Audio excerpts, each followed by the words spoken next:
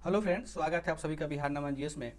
साथियों, बिहार नमन GS auditor और CDPO मुख्य परीक्षा के लिए टेस्ट सीरीज लेकर के आया है। इसी क्रम में दिनांक 18/5/2022 को सामान्य अध्ययन पेपर 1 और पेपर 2 के लिए एक निःशुल्क टेस्ट का आयोजन करवाया गया था ऑनलाइन ऑन कैमरा मोड में। इसमें क्या था कि इसमें सेक्शन 1 और सेक्शन 2 यानी दो सेक्शन में प्रश्न पूछे गए थे और दोनों सेक्शंस में सेक्शन फर्स्ट में फर्स्ट पेपर को समाहित किया गया था और सेक्शन सेकंड में सेकंड पेपर को समाहित किया गया था। चूंकि ये फ्री टेस्ट था तो हमने बच्चों से टेस्ट लेने के लिए कि बच्चे की तैयारी कितना है, बच्चे खुद का इवेल्युएशन कर सके, इस पेपर में हमने दोनों पेपर्स को समाहित किया था क्वेश्चन पेपर्स में। अब ये पेपर जो है वो 3 घंटे का था और इसमें जो कुल प्रश्नों का जो 8 प्रश्न के जवाब देने होते थे, उन 8 प्रश्नों के लिए कुल 300 अंक तय किए गए हैं। अब क्या है कि यहाँ पे कुछ इंस्ट्रक्शन दिए गए हैं जो स्टूडेंट्स को रीड करना होता है केयरफुली। जैसे कि इस जो भी बच्चे इंग्लिश में है तो इंग्लिश में इंस्ट्रक्शन को पढ़ ले, या जो बच्चे हिंदी माध्यम में है वो हिंदी में इंस्ट्रक्शन को पढ़ ले। और इसी को पढ़ने के बाद में हम लोग क्या देखते हैं कि जो भी पीछे क्वेश्चन दिया गया हुआ है, बच्चे इस इंस्ट्रक्शन के आधार पे उस प्रश्नों का उत्तर लिखते हैं। कुछ इंस्ट्रक्शन को देखते हैं क्या कि जैसे कि पहला इंस्ट्रक्शन है कि the figure in the margin indicates full marks.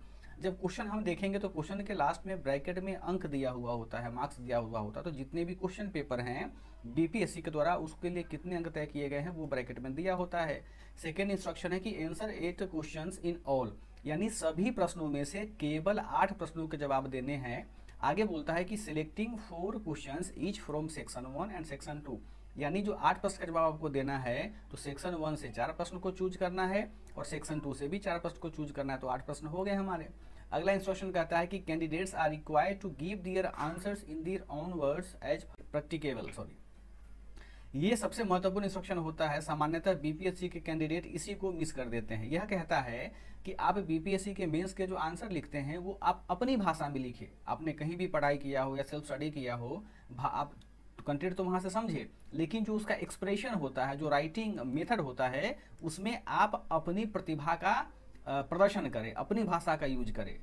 ये इंस्ट्रक्शन है। बाकी जो भी नीड होगा बच्चों इसे पढ़ लेंगे। अब हम चलते हैं क्वेश्चन क्योर की, यानी जो हमारे पास जीएस का पेपर हुआ था इसमें क्वेश्चन पेपर कहाँ से आए हैं हमारे। अब देखो, सेक्शन फर्स्ट में हम जो पहला प्रश्न है वह पहला प्रश्न है हिस्ट्री के आर्ट एंड कल्चर का, जो बीपीएससी के फर्स्ट पेपर का फर्स्ट सेक्शन है।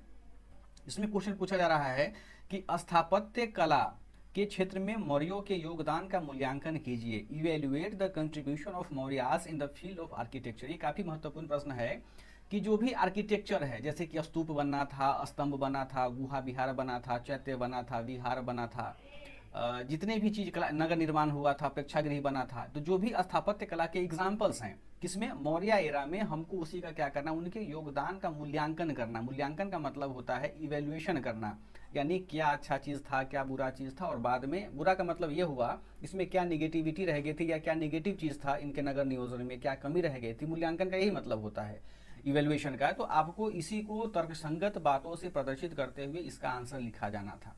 हालांकि इसका एक्सप्लेनेशन हमने करवा दिया है, उसकी भी वीडियो जल्द ही अपलोड कर दी जाएगी।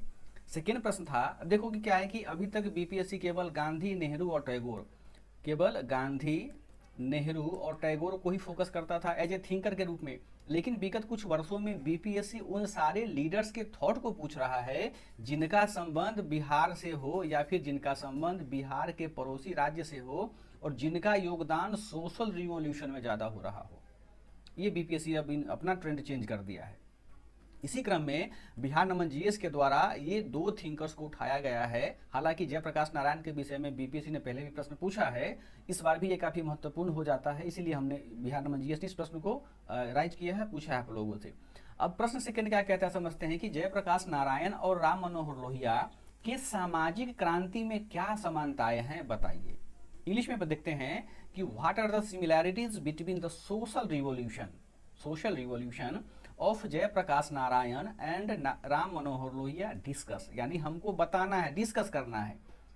अब यहाँ पर समझते हैं कि सोशल रिवॉल्यूशन, जिन बच्चों को पता होगा कि सोशल रिवॉल्यूशन 4 प्रकार के होते हैं, उन्हीं 4 प्रकार के बारे में हमको यहाँ डिस्कस करना था।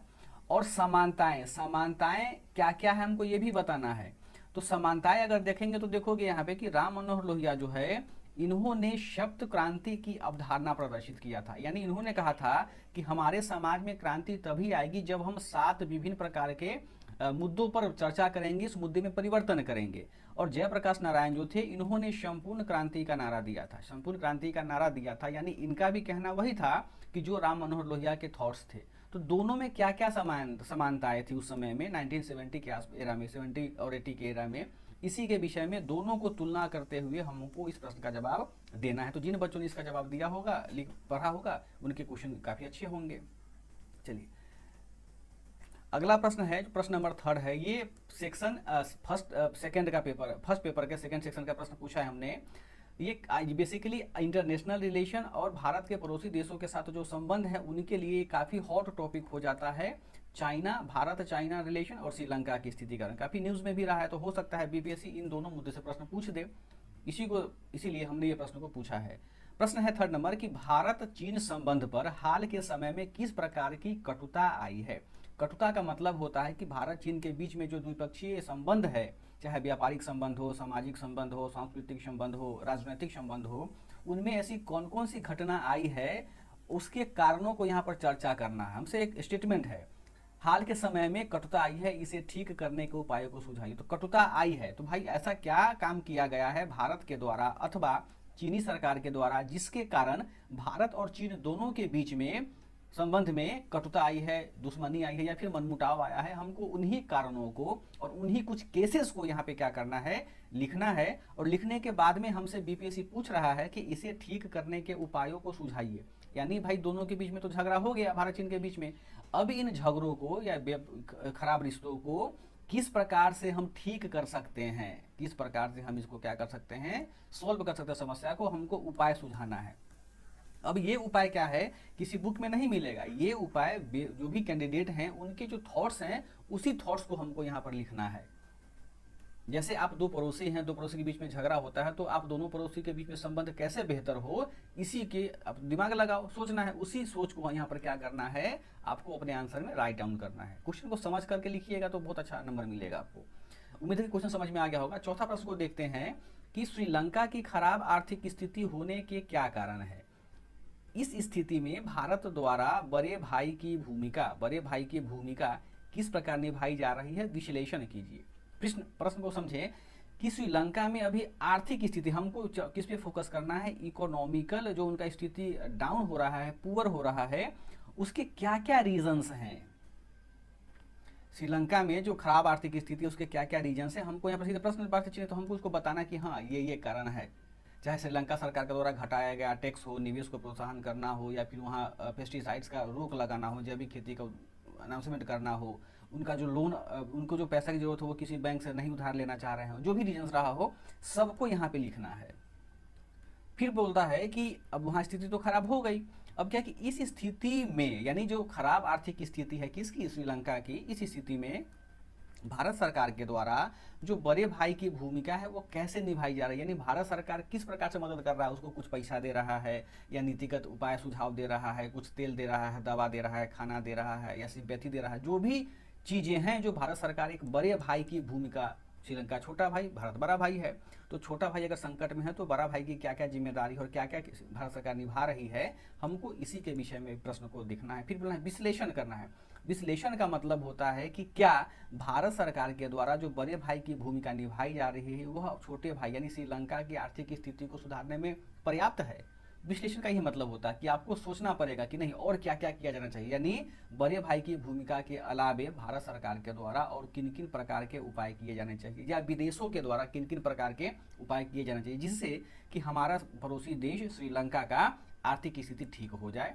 यही प्रश्न आपसे पूछा जा रहा है। प्रश्न को उम्मीद है कि समझे होंगे। अगला प्रश्न है, ये प्रश्न डीआई का प्रश्न है कि आप में क्या है कि निम्नलिखित तालिका का अध्ययन करें प्रश्न को उत्तर। तो नीचे क्या है कि तालिका दिया गया हुआ है, इस तालिका को हमको अच्छे से रीड करना है, रीड करने के बाद में एक टेबल बनाना है, फिर उसका आंसर देना शुरू करेंगे। देखो प्रश्न कहता है, विभिन्न जिलों से बीपीएससी पीसीएस प्रतियोगी परीक्षा में उपस्थित और उत्तीर्ण उम्मीदवारों की संख्या बिहार के विज्ञापनों के आधारित, यानी बीपीएससी के द्वारा जो भी विज्ञापन निकाले गए थे, यहाँ देखो कि 53 से 55 में, 56 से 59 में, 60 से 62 में, 63 में, 64 में, तो इसमें क्या है कि किस किस डिस्ट्रिक्ट से कितने बच्चे ने फॉर्म भरा है या अपियर हुआ है। तो अपियर है, कितने बच्चे अपियर हुए हैं और कितने बच्चे क्वालिफाई किए, दो डाटा है हर डिस्ट्रिक्ट के अलग अलग। इसी डाटा को इस डिस्ट्रिक्ट से कंपैरिजन करते हुए हमें निम्न प्रश्नों के जवाब देने होंगे जो आपको नीचे प्रश्न पूछे गए होंगे। तो इसे आप पढ़ेंगे तो समझ में आ जाएगा, काफी इजी प्रश्न है ये। चलो अब सेकेंड सेक्शन देखते हैं। इस सेकेंड सेक्शन में देखो क्या है, ये सेकेंड सेक्शन बेसिकली पूरा का पूरा पेपर 2 का हिस्सा है, पेपर 2 का हिस्सा है। अब देखिए 7वां प्रश्न कहता है, यहाँ नंबरिंग थोड़ा गलत है, यहाँ पर 6 नंबर प्रश्न होगा, 5 के बाद 6 होता है, थोड़ा सा नंबर मिस्टेक हो गया, यहाँ देख लेंगे कि संघीय व्यवस्था में भारत के राष्ट्रपति और राज्यपालों की संवैधानिक शक्तियों की तुलना कीजिए। यहाँ ध्यान दीजिए, संघीय व्यवस्था में जो फेडरल सिस्टम हमारे इंडिया का है उसमें राष्ट्रपति और राज्यपाल का शक्ति का वर्णन नहीं करना है, ध्यान देना, शक्ति का वर्णन नहीं करना है बल्कि संवैधानिक शक्ति का वर्णन करना है। संवैधानिक शक्ति का मतलब होता है कि भारतीय संविधान में कौन कौन से अनुच्छेद का प्रयोग या कौन कौन से अनुच्छेद राष्ट्रपति के लिए समाहित किए गए हैं और कौन कौन से अनुच्छेद राज्यपालों के लिए समाहित किए गए हुए हैं। इसी को क्या करना है, हमें एक कॉलम बनाना है, एक साइड में लिखना है राष्ट्रपति, दूसरे साइड में लिखना है राज्यपाल, फिर उस कॉलम को क्या करना है, अनुच्छेद के माध्यम से हमको बताते चले जाना है कि इनकी संवैधानिक स्थिति क्या क्या है। इसको ऐसे लिखिएगा। शक्ति कार्य जो सिस्टम पढ़ते आ रहे हैं हम लोग, राज्यपाल का, राष्ट्रपति का, उसका वो उत्तर यहाँ पे अच्छा नहीं होगा, नंबर आपको नहीं मिलेगा। हमको क्या है कि इसमें अनुच्छेदों को फोकस करना है। इंग्लिश में देखते हैं कि compare the constitutional powers of the president of India and the governors of the states in the federal system.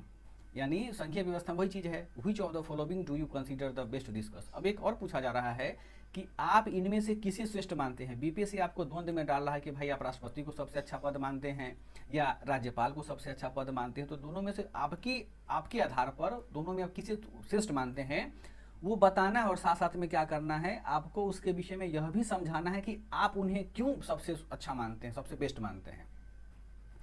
अगर आप इतना इसको लिखेंगे तो आपको 38 नंबर का ये मार्क्स है, तो ठीक ठाक नंबर इसमें मिल जाएगा।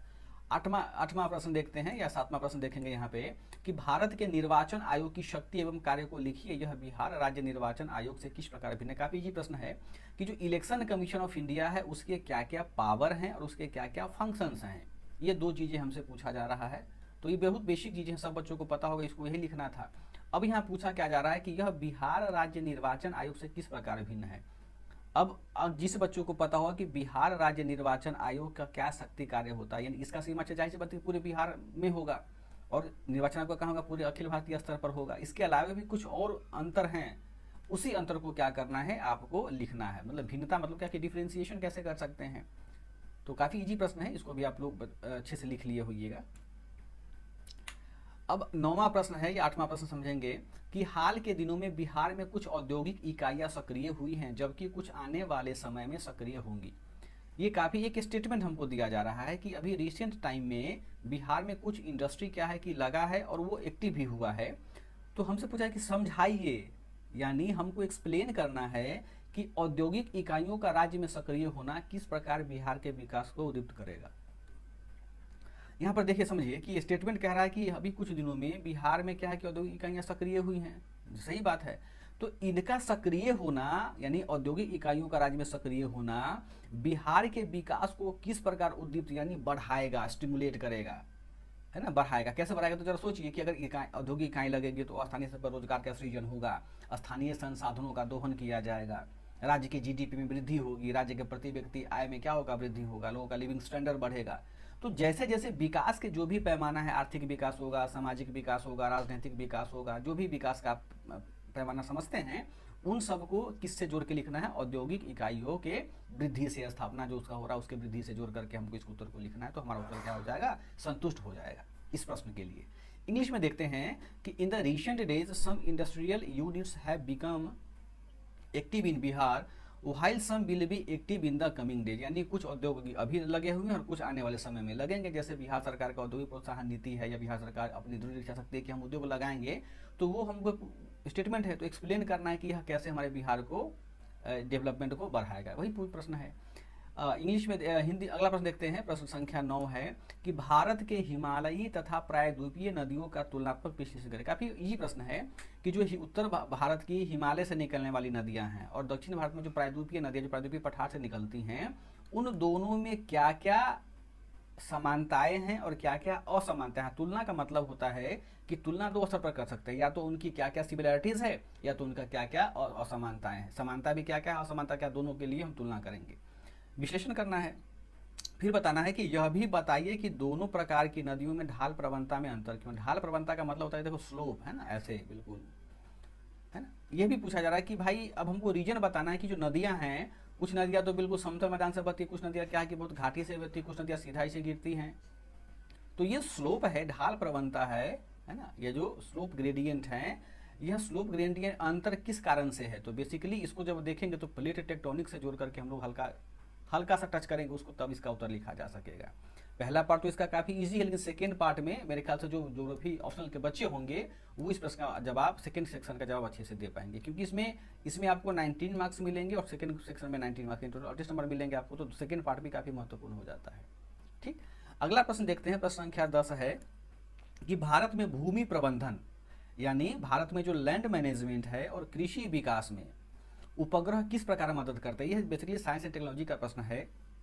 उदाहरण सहित बिहार के संदर्भ में समझाइए। काफी अच्छा प्रश्न है कि जो भारत में और बिहार में भूमि प्रबंधन हो रहा है, या भारत और बिहार में जो कृषि का विकास हो रहा है, वह कृषि का विकास बेसिकली विकास में जो उपग्रह है वो उपग्रह किस प्रकार मदद कर रहा है, इसी के विषय में हमको क्या करना है, समझाना है। और कब बिहार के विशेष संदर्भ में हमको उदाहरण के साथ बताना है। जैसे ये है ना कि बिहार सरकार पूरा लैंड का जो मैपिंग उपग्रह से करवा रहा है कि बिल्कुल एक्यूरेट लैंड का आपको माप मिलेगा, तो इसकी भी यहाँ पर क्या करना है, चर्चा करना है। ये 36 नंबर का प्रश्न है। चलिए अगला और लास्ट प्रश्न देखते हैं। प्रश्न संख्या 12 है कि प्रदूषण कितने प्रकार के होते हैं। बेसिक प्रश्न है, जैसे कि प्रदूषण के बारे में सबको पता है, वायु प्रदूषण होता है, जल प्रदूषण होता है, समुद्रीय प्रदूषण होता है, तापीय प्रदूषण होता है, नाभिकीय प्रदूषण होता है। जितने प्रकार के प्रदूषण आपको नॉलेज में है उन सबका यहाँ पर क्या करना है, चर्चा करना है। आगे कहता है कि तकनीक की मदद से, यानी जो अभी हाईलाइटेड टेक्नोलॉजी है उसकी मदद से हम इस समस्या को यानी इस प्रदूषण को कैसे नियंत्रित अथवा कम कर सकते हैं। प्रदूषण मेरे पास है विभिन्न प्रकार के, तो उसको हम कैसे या तो कम कर सकते हैं या नियंत्रित कर सकते हैं। विश्लेषण कीजिए, यानी हमको क्या करना है, ये पूर्ण विराम का साइन है, हमसे क्या पूछा है, विश्लेषण करना है कि क्या तकनीक वास्तव में हमारे यहाँ पॉल्यूशन को कम कर रहा है या नहीं कर रहा है। इसी के विषय में क्या करना है, हमको जवाब उत्तर लिखना है। तो ये आपके प्रश्न संख्या 1 से लेकर के 12 तक हमने समझाया है आपको। आप लोग जो भी अगर टेस्ट दिए होंगे ऑनलाइन बैठ करके तो अच्छी बात है, नहीं तो प्रश्न पर जवाब आप लिखने का प्रयास करें।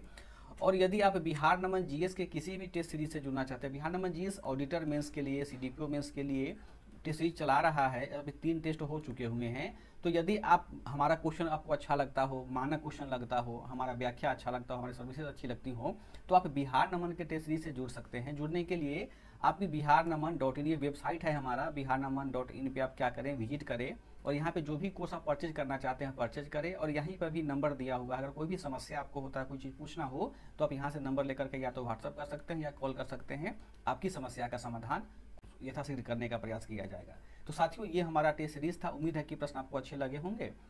चलिए फिर मिलते हैं अगले प्रश्न के साथ, तब तक आप इस प्रश्न का उत्तर लिखिए और स्वमूल्यांकन करें। बहुत बहुत धन्यवाद।